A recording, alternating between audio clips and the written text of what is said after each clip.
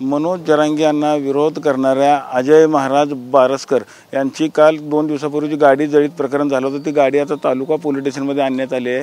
आपण आता बघू शकतो की सोलापूरचे जे RTO अधिकारी आहेत ते देखील आता या गाडीची पाहणी करत आहेत की गाडीला नक्की आग कशामुळे लागली होती, नक्की काय प्रकरण आहे, ह्या गाडीचं संपूर्ण कागदपत्र कुणाच्या नावावर आहेत, ह्या पद्धतीने सगळा तपास आता सुरू असलेला आपल्याला पाहायला मिळतात। काय RTO अधिकारी आता आपल्याबरोबर साहेब काय सांगताल, काय तपास चालू आहे?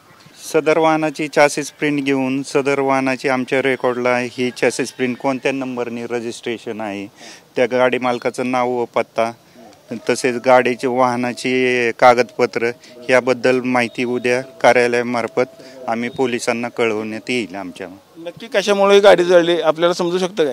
ह्यामध्ये पूर्णपणे जळलेले असून ही सदर पोलिसाच्या तपासात किंवा फॉरेन्सिक लॅब मार्फतच याची तपासणी करून कारण कळू शकेल। गाडी कुणाच्या नावावरती आहे नक्की ते आता ऑफिसला जाऊन रेकॉर्ड तपासून सांगू शकू। काय तपासणी काय केली आपण? आता आपण चॅसिस व्हेरीफाय करत आहे, त्यानंतर आम्ही ऑफिसला जाऊन सदर वाहन कुणाच्या नावाने रजिस्ट्रेशन आहे, कोणत्या नंबरनी वाहन आहे, वाहनाचे डॉक्युमेंट्स आम्ही त्याचा शोध, इन्शुरन्स आहे का? हो, सगळं ऑनलाईन रेकॉर्ड असेल तर आपल्याला लगे कळवू शकतो। उद्यापर्यंत आम्ही पोलीस स्टेशनला पाठवू। आता मला जरांगे समर्थक देखील आपल्याला भेटले होते, काय त्यांची मागणी होती नक्की?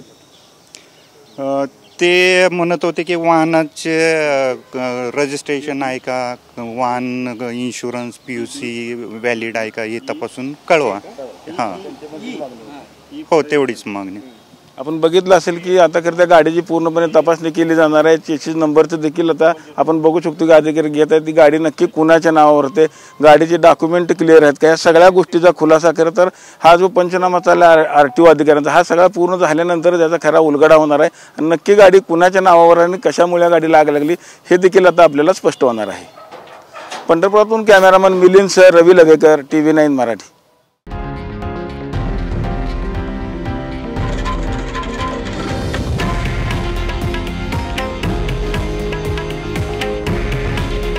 हे आहे देशातील नंबर 1 न्यूज नेटवर्क आणि आपण पाहत आहात TV9 मराठी। काळजी तुमची, हित महाराष्ट्राचं।